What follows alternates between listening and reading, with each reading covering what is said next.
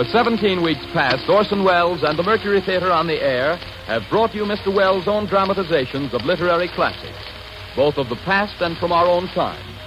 On all broadcasts but one, the presentation has been a single narrative. On one occasion, the Mercury players offered in dramatic form 3 of the world's great short stories. The success of that experiment led to nationwide requests for other brief narratives of contrasting emotional appeal.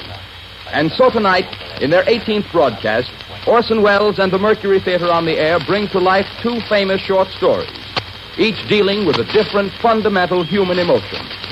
The authors are Joseph Conrad and Clarence Day. Tonight, Mr. Welles will not only appear in several parts, but will also speak for the 2 authors as narrator. And here, ladies and gentlemen, is the star and director of the Mercury Theatre to tell you about the first presentation, Mr. Orson Welles. Good evening. There was a man called Krashenovsky, an agitator for Polish freedom in the 50s, who was exiled by the Tsar. On the journey, his child was taken ill, and when he begged an official to let him stop on his way to nurse it, the official said, "Not to bother. What's one baby's life among all these thousands?" said the official. "If it's dying, leave it behind." Luckily, this expedient was found unnecessary, and the happy ending of the story is that little Joseph Conrad Krashenovsky lived to drop his last name and to learn that careful, fortunate English which he practiced to the everlasting glory of our literature. Tonight we present you with a dramatization of one of the best regarded and most typical of the works of Joseph Conrad. The Heart of Darkness could be described as a deliberate masterpiece, or a downright incantation. A fine piece of prose work at the least. Its best aspects are an artful compound of sympathy for humankind and a high tragical disgust. Its successful contrivance of mood hides its craft as an octopus hides in its own ink. And almost we are persuaded that there is something, after all, something essential, waiting for all of us in the dark alleys of the world, aboriginally loathsome, immeasurable, and certainly nameless.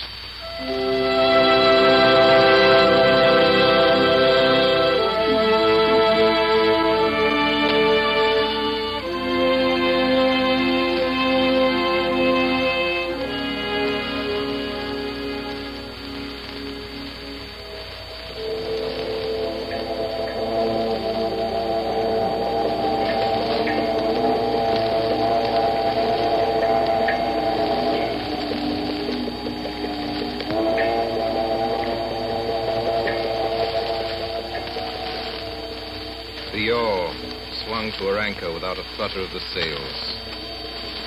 It was at rest. The flood had made, the wind was nearly calm, and being bound down the river, the only thing to do was to come and wait for the turn of the tide.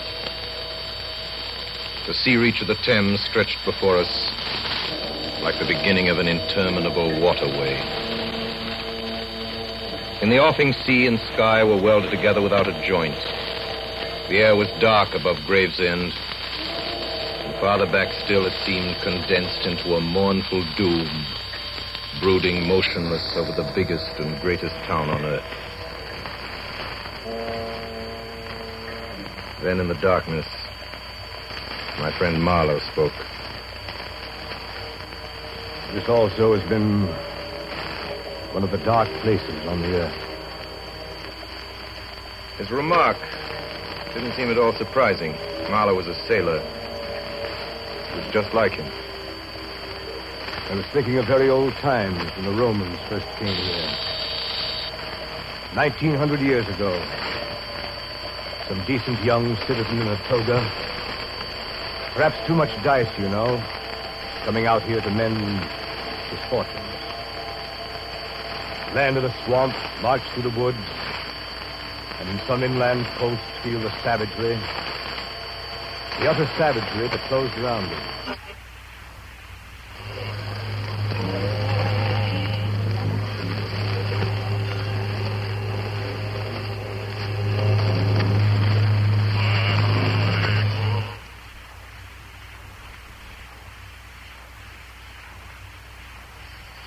growing regret, the longing to escape, the powerless disgust, the surrender, the hate. I don't know if I ever told you, I was in such a place once. There I met a man just like that. It was a long time ago. I had a job with a concern at the time, a trading society in Western Africa. One of their captains had been killed in a scuffle with the natives. They needed a man to replace him on one of the river boats, and they weren't particular whom they took. I left in a German steamer, and she called at every port on the way. It was 30 days before I saw the mouth of the big river. The coast was the edge of a colossal jungle, so dark green as to be almost black. The sun was fierce. The land seemed to glisten and drip with steam. Here and there, grayish-white specks showed up, clustered inside the white surf with a tin shed and a flagpole. And all around, the jungle.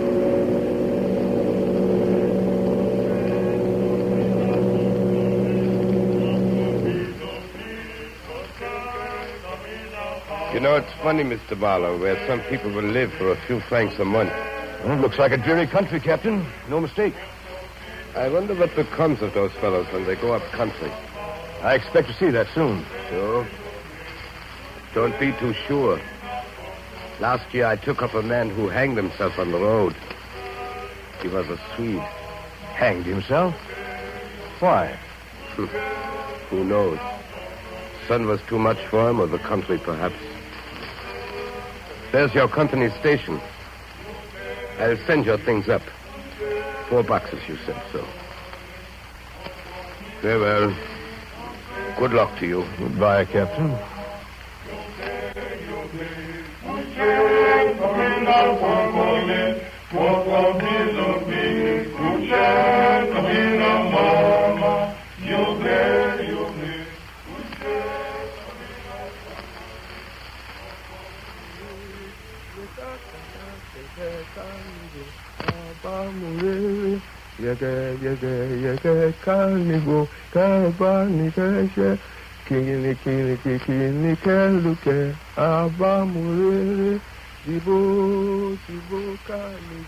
As I climbed up the steep hill to the company station, I met a white man in such an unexpected elegance of get-up.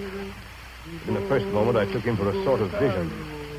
I saw a high-starched collar, white cuffs, a light alpaca jacket, snowy trousers, a clear necktie, and varnished boots. No hat. Hair parted, brushed and oiled under a green-lined parasol. Here you are, Mr. Mallow. Yes. I am the company's accountant. Let us step into my office.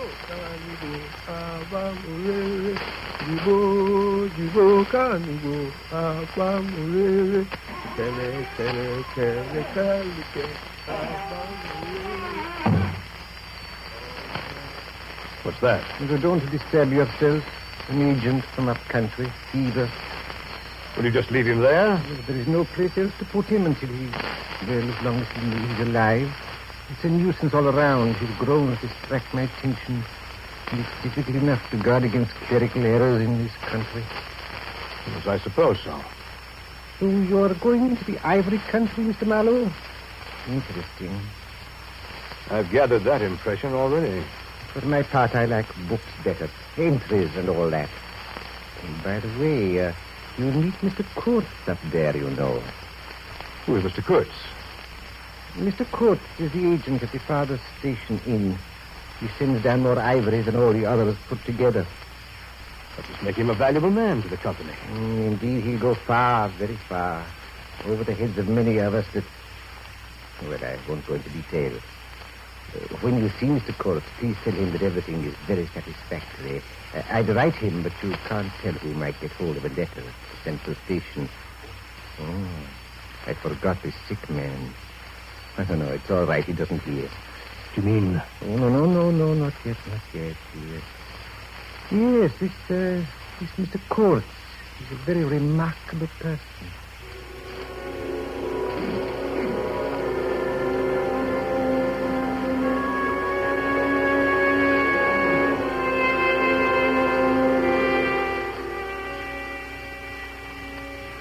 Next day, I started for the central station, 200 miles inland. Paths.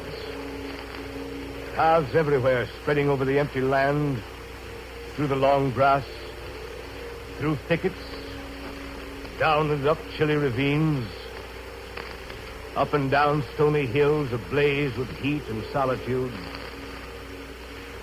Great silence around and above. On the 15th day, I came in sight of the big river again. Hobbled into the central station. It was on a black water surrounded by scrub and forest, with a pretty border of smelly mud on one side, and the three others enclosed by a crazy fence of rushes. White men with long sticks in their hands appeared languidly from amongst the buildings. They made no effort to welcome me. In fact, paid no particular attention to my arrival, except for a casual glance. I walked up to the largest hut in the enclosure. How do you do? My name is Marlowe. Captain Marlowe of the riverboat. Oh, yes. You've been a long time coming, Marlowe. Your boat is wrecked, Captain. What did you say, sir? Wrecked. Her bottom was torn out on stones, and she sank near the south bank. But everyone behaved splendidly. You will have to fish her out. It will be some time before you will be able to make the trip up the river. For some months, in fact. Why, that's unbelievable. You'll believe it when you see her. I want you to have a look at her and let me know how soon she'll be ready. Who are you, sir? I'm the manager here, the company's manager. The situation here is grave, very grave. I don't yet know who is dead and who is alive. And with the boat laid up, we don't know how things stand. But there are rumors, grave rumors, that a very important station is in jeopardy. And Mr. Kurtz, our manager, is ill. Kurtz? I think I heard his name down on the coast. Ah, so they talk of Mr. Kurtz down there, do they? They do? He must be a very unusual man. Quite so. A very unusual man. Very successful, too. You can understand my anxiety. You should be ready to start in 3 months. Yes, 3 months. That ought to do the affair. Went down and looked at my battered, twisted tin pot steamboat. She rang under my feet like an empty biscuit tin kicked along the gutter. I didn't realize at the moment how accurately the manager had estimated the time required for the affair, as he called it. Weeks of waiting. Weeks of waiting for a box full of rivets to come up from the coast. And in those weeks, I saw the station full of white men with long sticks in their hands, strolling aimlessly about like a lot of faithless pilgrims bewitched inside a rotten fence. The word ivory rang in the air, with whispers and with sighs. You'd think they were praying to the great god Ivory. I've never seen anything so unreal in my life. One evening, I happened to be in the hut of the assistant manager. I noticed on his table a small sketch in oils representing a woman draped and blindfolded carrying a lighted torch. Tell me, did you paint this? Oh, no, that was painted by Mr. Kurtz in his station more than a year ago.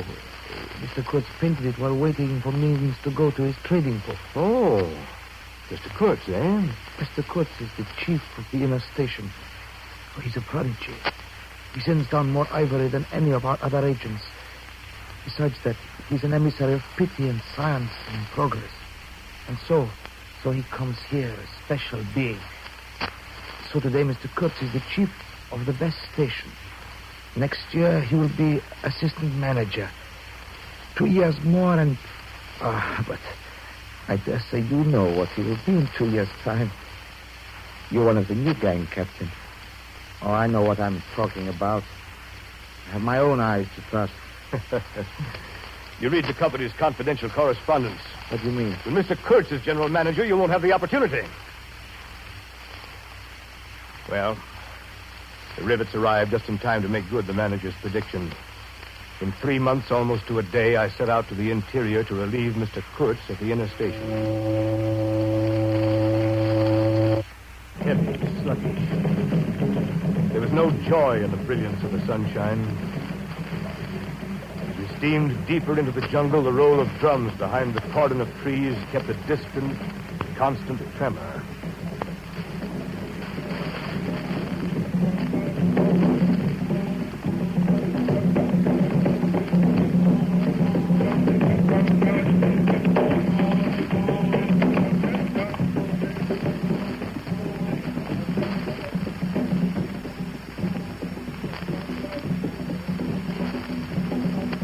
Guessing at the channel, watching for something stone that would have ripped the life out of the tin pot steamboat and drowned us all. Still the drums beat on behind us, ahead of us, on all sides of us. The steamer toiled along slowly on the edge of a black and incomprehensible frenzy. The prehistoric man cursing us, praying to us, welcoming us. Who could tell?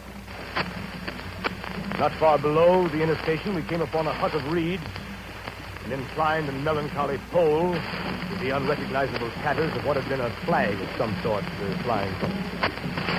The manager and I, who went ashore, found a flat piece of board with some faded pencil writing on it. It read, "Hurry up to inner station. Approach cautious." There was a signature, but it was illegible. Not foot. What do you make of it, Captain? Someone trying to be mysterious. Approach cautiously. Approach what? We better push on tonight to find out. We're only 8 miles from Kurtz now, aren't we? 8 miles of dangerous river. Sun's getting low. After this morning, I prefer to approach the station by daylight. But Kurtz may need us. He may be in trouble. I hope not.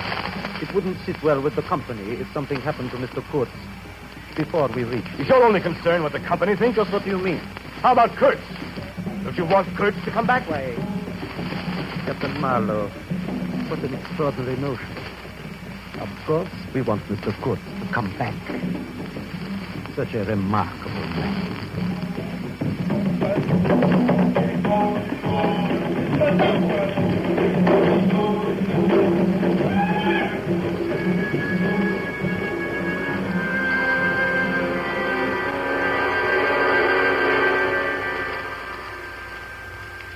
When the sun rose next morning, there was a white fog, very warm and clammy and more blinding than the night. It stood all around us like something solid. At 8 or 9, perhaps, it began to lift as a shutter lifts. We had a glimpse of the growing multitude of trees, of the immense matted jungle with the blazing little ball of the sun hanging over it. At last, the opaque water, still and treacherous, was dimly visible from the wheelhouse where I stood beside my pilot. The company men, their alpaca suits whiter than the fog, stood on the deck below me. Hugo! Hugo! Hey! Ya Rabbana! Ya Allah! Allah ilaha illallah! Undercover, everybody! Spanker they all. All around us. Oh, Captain! Yes? Can't you get us on the way? It's the natives of the rocks. Take your choice. Try the river, Captain. They'll force us if we stay on shore. Lie below.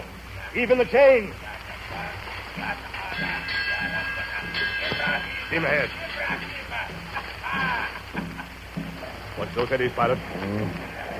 Watch them. Half steam below.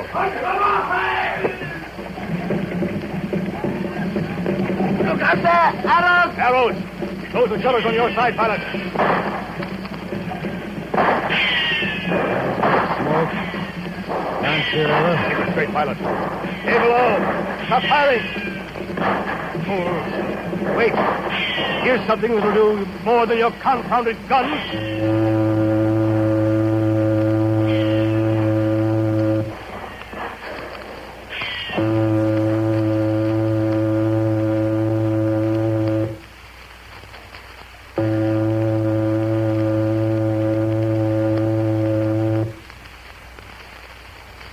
Are you up there, Captain?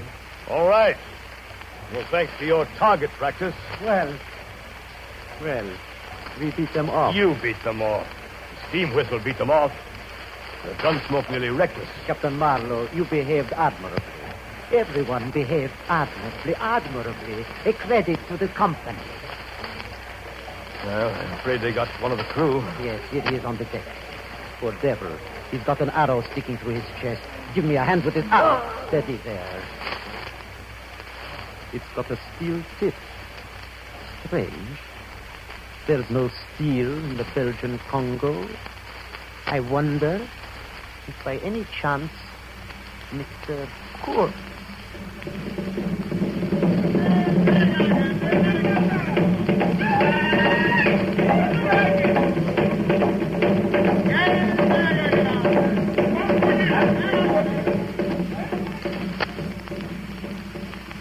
To reach Kurtz was becoming an obsession with me. The current was more rapid now. The steamer seemed at her last gasp. The stern wheel flopped languidly. I caught myself listening always for the next beat of the engine. I expected the wretched thing to give up every moment. It was like watching the last flickers of a light.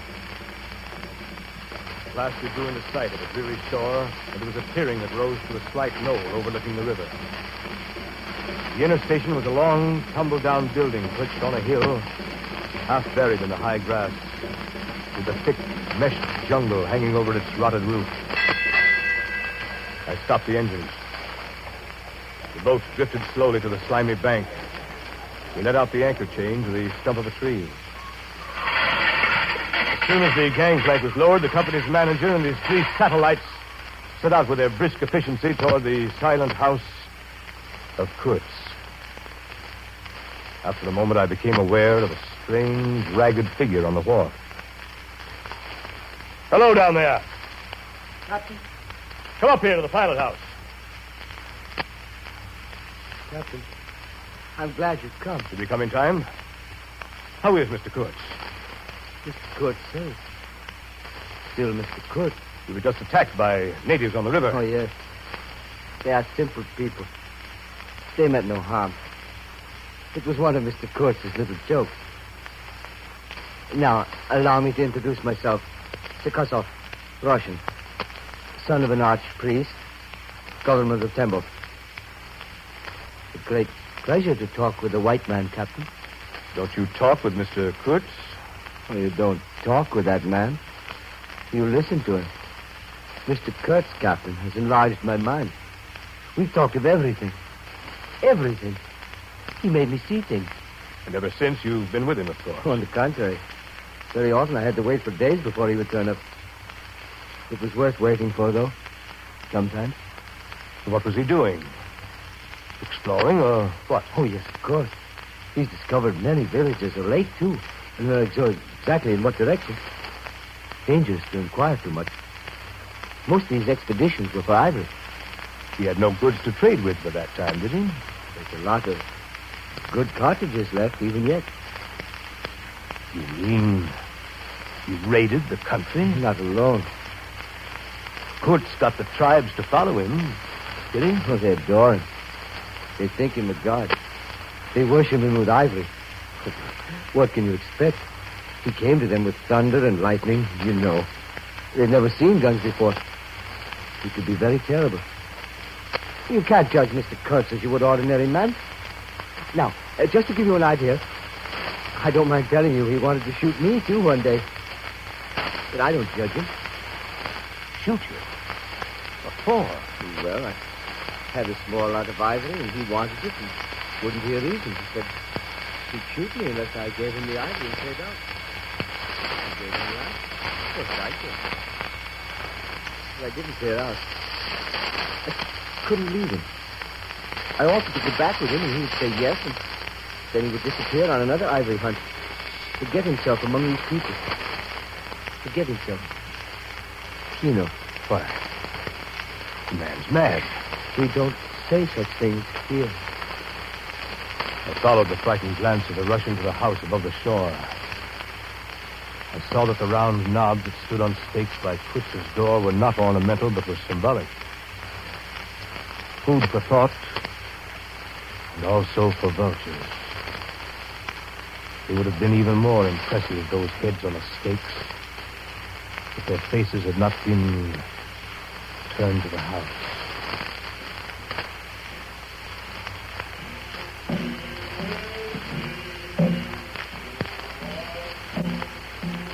Suddenly, round the corner of the house, a group of natives appeared, as though they had come up from the ground.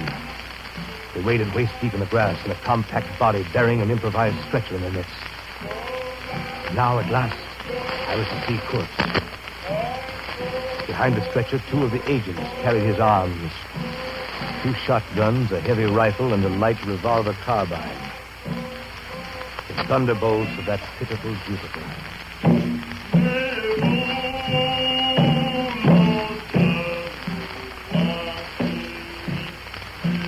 By now I knew what I watched was not merely the departure of Mr. Kurtz from the inner station, but the last jungle rites of one who had become its supreme being. The dark warmth of the wilderness breathed out an immense horde of naked men.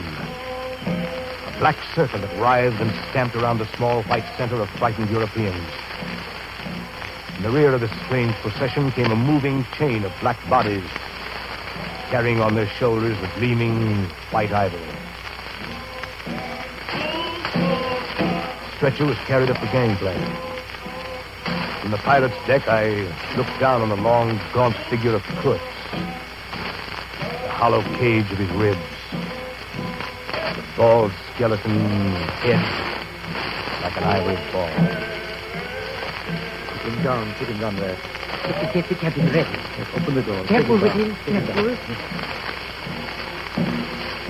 A moment later, the manager came up to the pilot's bridge. Oh, Captain Marlowe. Yes? I think we should steam up as soon as the ivory's loaded. No telling about these natives. Mr. Kurtz. Mr. Kurtz. He's a very sick man. We've done all we could for him, though, haven't we? But there's no disguising the fact that Mr. Kurtz has been more harm than good to the company. There's a remarkable quantity of ivory, but his methods have been unsound. You call it unsound methods? Without doubt, don't you? No methods at all. But he got the ivory. I consider Mr. Kurtz a remarkable man. He was. A most remarkable man.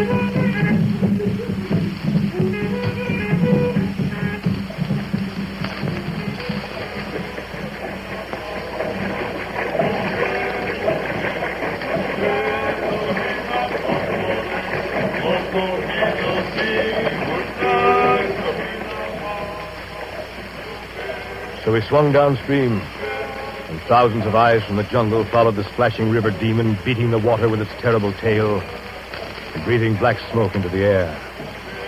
Through the dense forest, the brown current ran swiftly out of the heart of darkness, bearing us down towards the sea with twice the speed of our progress upstream. And Kurtz's life was running swiftly, too, ebbing out of his heart into the sea of inexorable time. Evenings, when the boat was anchored and I was free from the wheel, I went down to Kurtz's cabin. On the third night, I found him weakening fast.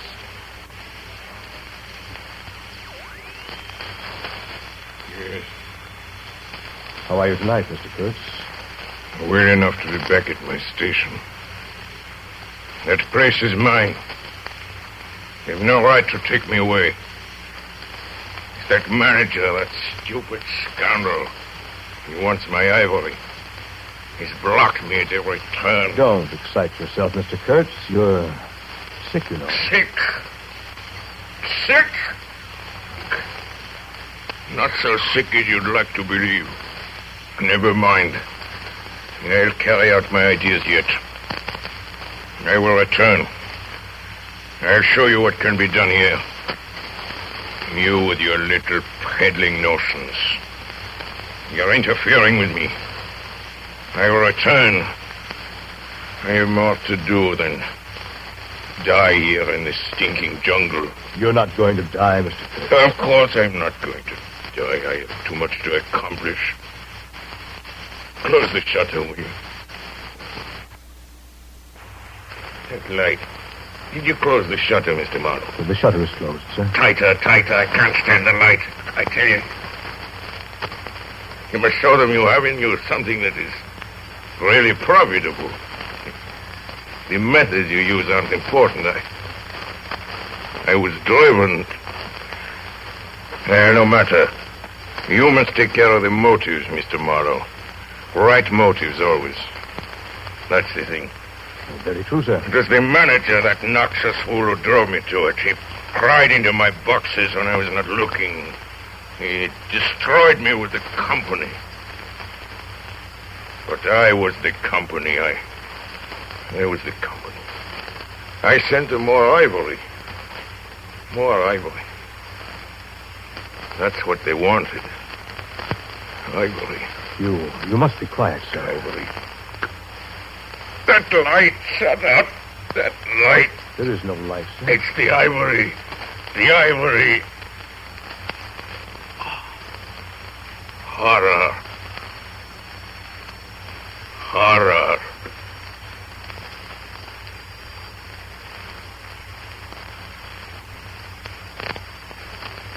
The next day, soon after dawn, they lowered his body into a muddy hole in the bank of the Mercury River. He started downstream again.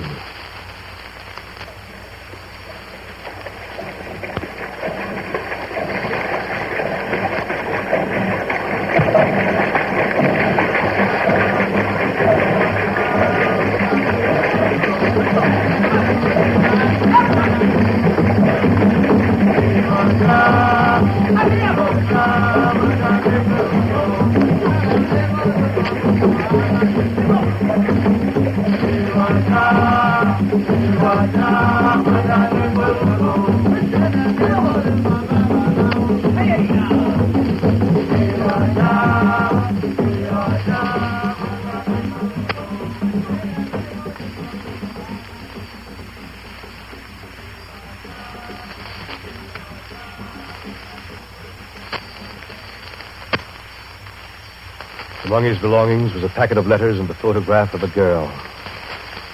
6 months later, those letters and the picture took me to a house in Antwerp. I stood before the mahogany door on the first floor. You're Mr. Marlowe. Please come in. I have certain letters for you. Yes. You were his friend. You must have been if he gave you these and sent you to me. Yes. I was his friend. Who was not his friend who had heard him speak once? Who drew men towards him by what was best in them? It was the gift of the great. But you have heard him. You know. Yes. I know. And all of this, all of his promise, and of all his greatness, of his generous mind, of his noble heart, nothing remains. Nothing but a memory. You and I. We shall always remember him.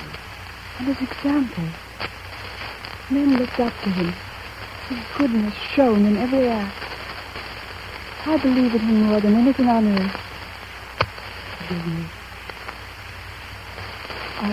I've mourned so long in silence. In silence. You were with him to the last. At the very end. I heard his very last words. Repeat them. I want something to live with. His last word to live with. Don't you understand? I loved him. I loved him. I loved him. The last word he pronounced was your name.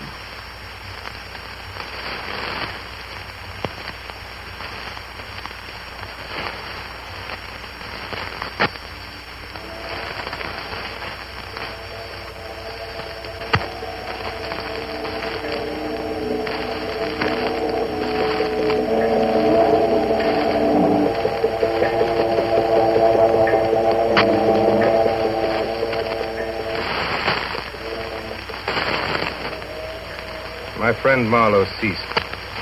The story was over.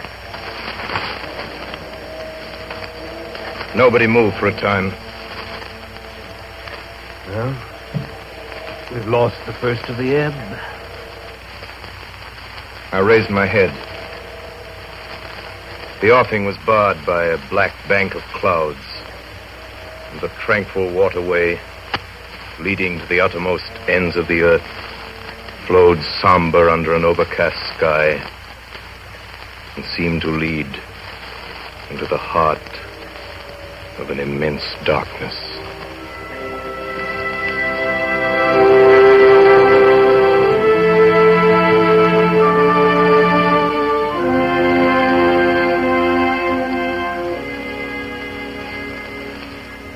Orson Welles and the Mercury Theatre on the Air have just brought you an original dramatization of The Heart of Darkness by Joseph Conrad, with Orson Welles as the author and as Kurtz.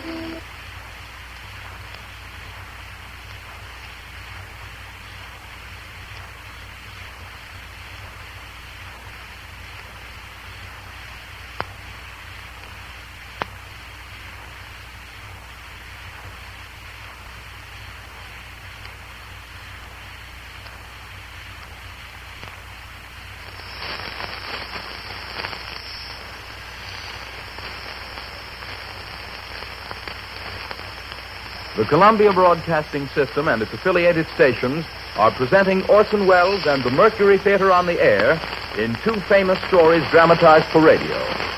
And here again is Orson Welles.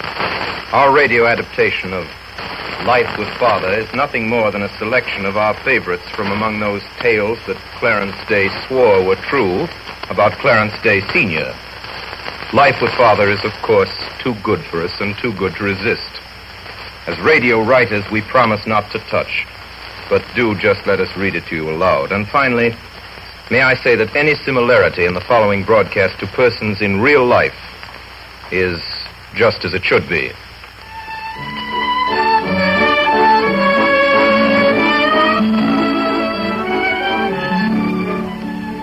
Up to the late 1890s, we lived in one of the long rows of comfortable-looking brownstone houses on Madison Avenue.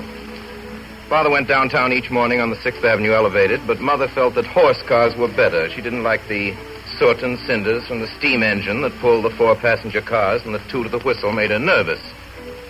No telegraph poles were allowed on 5th Avenue, but they stood in long rows on other thoroughfares. We had wires in our house, but they were good, honest, old-fashioned wires, and to make them work, we had to pull them. There was none of this dangerous stuff called electricity in them. Electricity was too risky a thing to put in a home. All we knew about it was that there were electric batteries in the Eden Museum which could and did give anyone who paid 25 cents a shock. Telephones had been invented, but like most people, Father hadn't installed one. Messenger boys were quite enough of a nuisance, suddenly appearing at the door and expecting an answer, but they came only a few times a year, and a telephone might ring every week. Little by little, however, telephones came into use, and after about 10 or 15 years, in spite of still having misgivings, Father got one. It was put on a wall on the 2nd floor where everybody could hear its loud bell from the first. I can assure you it made trouble. I'm coming.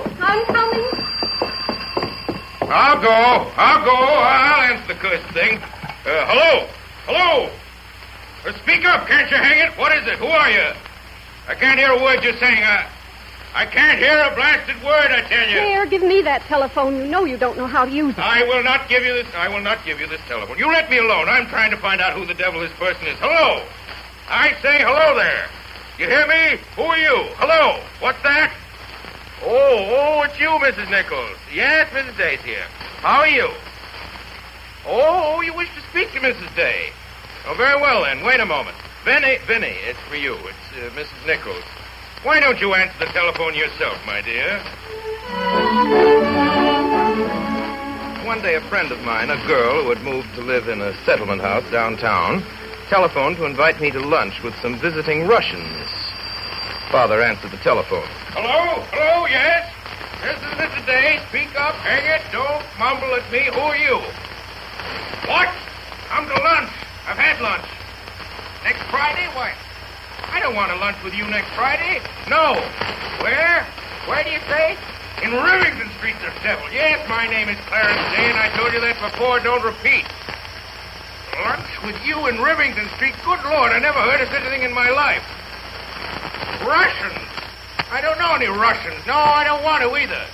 No, I haven't changed. I never change. What? Goodbye, madam. Blast. I think that was a friend of mine, Father. A friend of yours? Oh. It sounded to me like some impudent peddler's wife this time, arguing with me about lunching with her somewhere down in the slums. I can't stand it, that's all I have to say. I'll have the confounded thing taken out.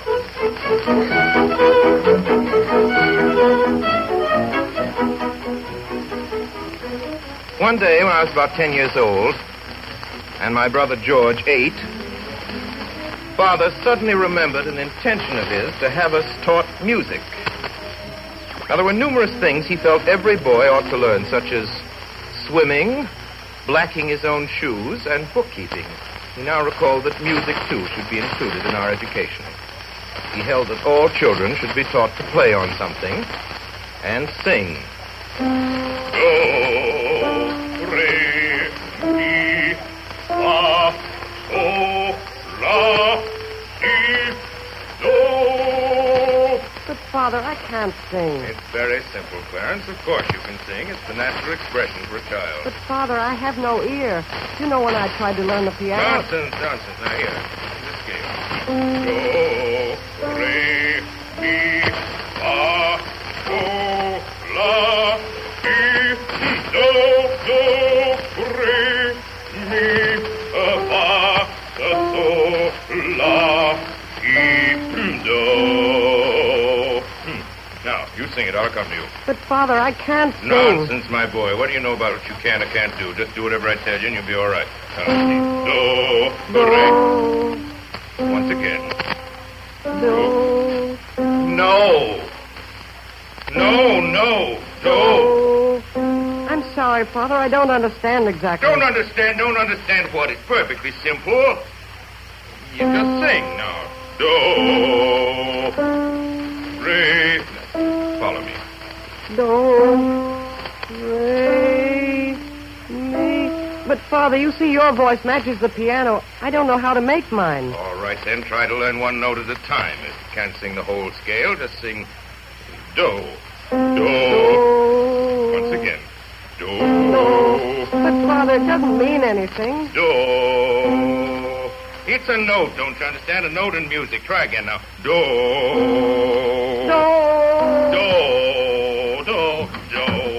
Claire, what are you doing?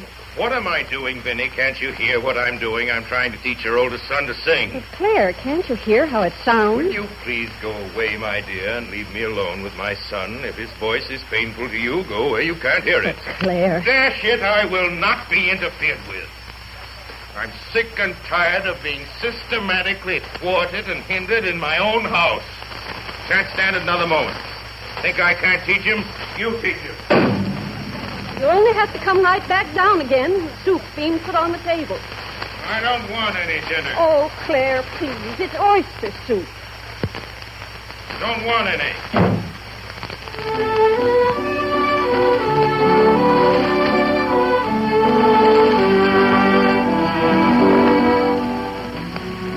So we sat down, frightened at table. Mother, my brother George, and I. The soup was a lifesaver. It was more like a stew, really. Milk and oyster juice and big oysters. I put lots of small, hard crackers into mine and a slice of French toast. The hot toast soaked in soup was delicious, only there wasn't much of it. And as Father particularly liked it, we had to leave it for him. Father came down in the middle of it, still offended, but he ate his full share. Father was often offended when he tried to teach us boys things, but not as badly as when he tried to teach Mother. Father was always trying to teach Mother to keep track of the household expenses. But, Claire, I do try. Upon my soul, I almost believe you don't know what system is. You don't want to know either. Now, here, for instance. Here in my notebook, I see that I gave you $6 in cash on the 25th of last month to buy a new coffee pot. Yes, but you broke the old one. You threw it right on the floor. I'm not talking about that, Vinny. I'm simply endeavoring to find out from you if I can. But it's so silly to break a nice coffee pot, Claire, and that was the last of those French ones. I spent $4.50 for that new umbrella. I told you I wanted, and you said I didn't need a new one, but I did very much. And that must have been the week I paid Mrs. Tobin for an extra 2 days washing, so that makes $6.50. And that's another 6.50 you owe me. I don't owe you anything, Vinny. You have managed to turn a coffee pot for me into an umbrella for you. If this sort of thing keeps on, I might as well not keep account books at all. Father sighed and got out his pencil and wrote new umbrella for thee in his notebook. Sort of thing left him very discouraged.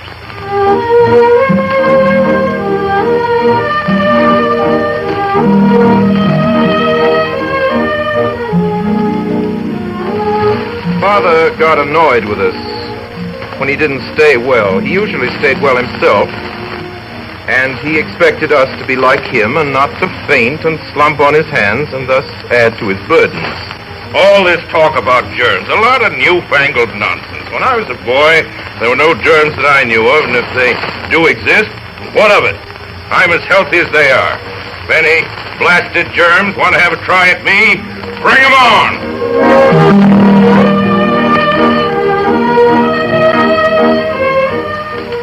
Aside from colds, which he had very seldom, his only foes were sick headaches. When one of these headaches started, Father lay down and shut his eyes tight and yelled. The severity of a headache could be judged by the volume of sound he put forth. His idea seemed to be to show the headache he was just as strong as it was and stronger. When he and a headache went to bed together, they were a noisy pair. From Father's point of view, Mother didn't know how to handle an ailment. Even when she had a cold, he became fretful. He pished and pooed to himself and muttered that it was silly. He usually came up from office about 5 or 6, and then he'd look around the house to find Mother.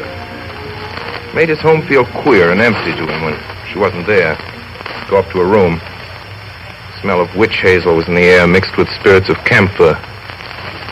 On the bed, huddled under an Afghan, Mother lay still in the dark.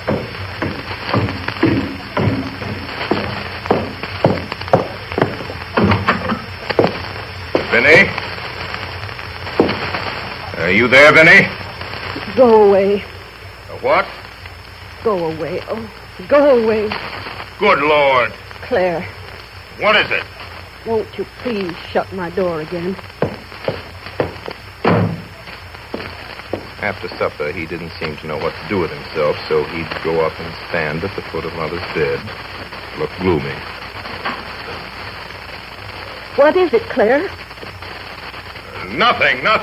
Well, for mercy's sake, don't stand there looking like that, Claire. What do you mean, looking like that? Oh, go away. When people are sick, they like to see a smile or something. I never will get well if you stand there and stare at me that way. Please shut my door quietly this time and leave me alone.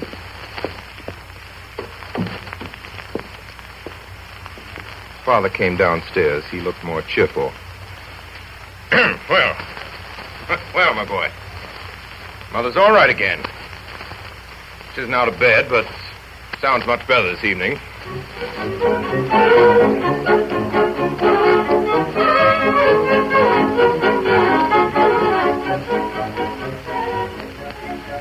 One evening, Father found Mother worrying because Aunt Emma was sick with influenza. Oh, pooh, there's nothing the matter with Emma. You can trust people to get any ailment whatever that's fashionable. They hear a lot of other people having it, and the first thing you know, they get scared and think they have it themselves. Then they go to bed and send for the doctor. The doctor, oh, poppycock. Well, but Claire, dear, if you were in charge of them, what would you do instead? Cheer 'em up. Cheer 'em up. That's the way to cure 'em. Well, how would you cheer them up, darling? I tell 'em, bah.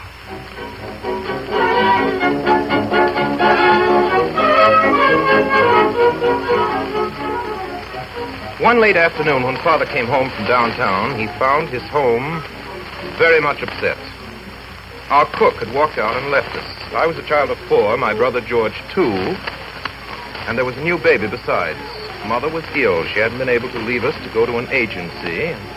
She was no hand at cooking herself. The outlook for dinner was poor.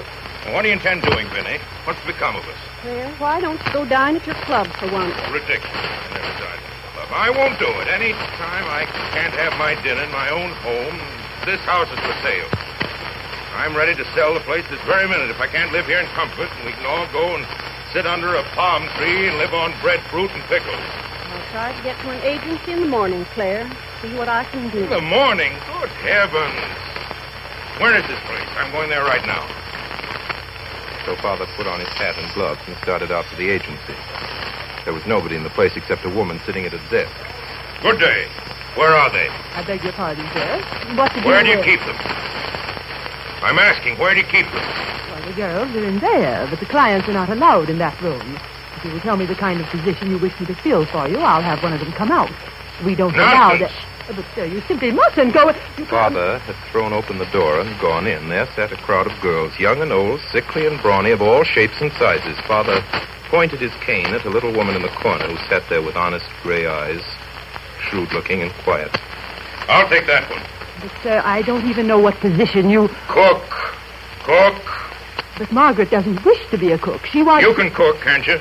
I did cook for one family once, sir. Oh, of course she can cook. I knew at once she could cook. If you're going to take her anyhow, whether she cooks or not, what day would you wish her to come, and would you please give me your name? Name? Why should I give you my name? Come on, Margaret. You come right home with me now. Goodbye, ma'am. Margaret followed Father back, and he set her right down to the kitchen to cook dinner. I don't know why people make such a fuss about engaging new servants. It seems simple enough to me. And it was, too. Margaret stayed with us 26 years.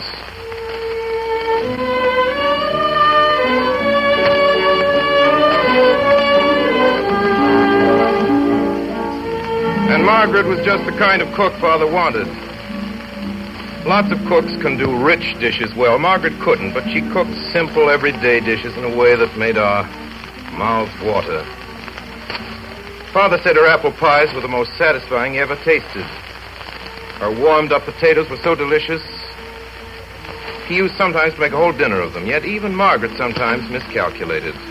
A large, royal-looking steak would be set before Father, which upon being cut into would turn out to be underdone. Father's face would darken with disappointment. He would raise his foot under the table and stamp slowly and heavily 3 times on the rug. At this solemn signal, we could hear Margaret leaving the kitchen far below.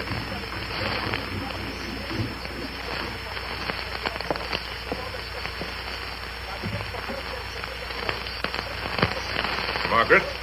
Yes, Mr. Day. Margaret? That steak. Oh, the Lord bless us and save us. She would then seize the platter and make off of it to better it the best way she could. Father would gloomily wait and eat a few vegetables and pour out a fresh glass of claret. But sometimes a dish came up that was so perfect that Father's face would crinkle with pleasure, and with a wink at us, he would summon Margaret.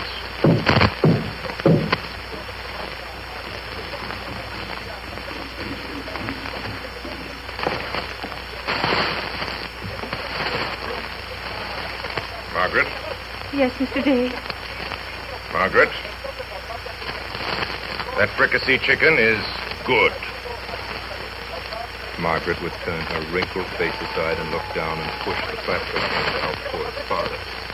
The same gesture she used when she said, "Get along with you," to Fletcher. She couldn't say that to Father, but she would beam at him and turn and roll out and stump back down the dark stairs without ever a word. In the end, Father had to get used to another cook because Margaret died. At alternate meals, Father talked of how good her things always tasted. Well, this pie's good, Vinny. Nobody could say it compared with Margaret's. I wish she could hear you. If anybody was ever sure of going to heaven, I know it was Margaret. Yeah, I'll look her up when I get there. Have her take care of me. But Claire... What's the matter? Well, Claire, dear, Margaret must be in some special sort of heaven. She was so good. You'd be very fortunate, Claire, if you get to the same part as Margaret. Huh. I'll make a devil of a row if I don't.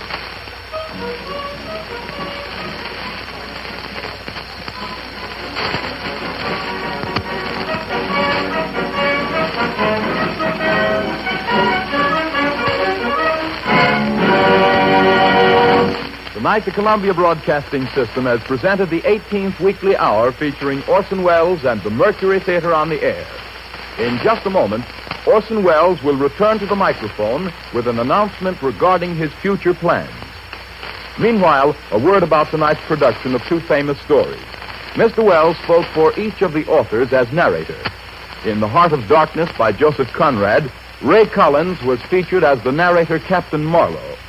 The accountant was played by Alfred Shirley, the assistant manager George Coulouris, the second manager Edgar Barrier, the agent William Alland, Kurtz's intended bride Anna Stafford, Cherkosov, Frank Rettig, Kurtz by Orson Welles. And the African music was directed by Asadata Dafora Horton, whose drummers have been heard in the African dance drama Kai Kunkor and Mr. Welles's production of Macbeth. The excerpts from Life with Father by Clarence Day, which concluded the program, featured the mother, Mildred Natwick, the employment office manager Mary Wicks, Margaret Alice Frost, the boy Clarence Arthur Anderson, father Orson Welles. The orchestra was conducted by Bernard Herrmann, and Davidson Taylor supervised the production for CBS. This is Dan Seymour speaking. Next Sunday night at 8 o'clock Eastern Standard Time, Orson Welles and the Mercury Theatre on the air will bring to life a modern story of romance and adventure. The story of a man who lost a great love and who could have no quiet and no sleep until he found that love again. The famous novel, One Life to And now again, the star and director of the Mercury Theatre, Orson Welles. Ladies and gentlemen, I'm happy at this time to announce that starting Friday, December 9th, from 9 to 10 p.m., and each Friday thereafter, we of the Mercury Theatre will be sponsored over most of these stations by the makers of Campbell's Soups. Good night.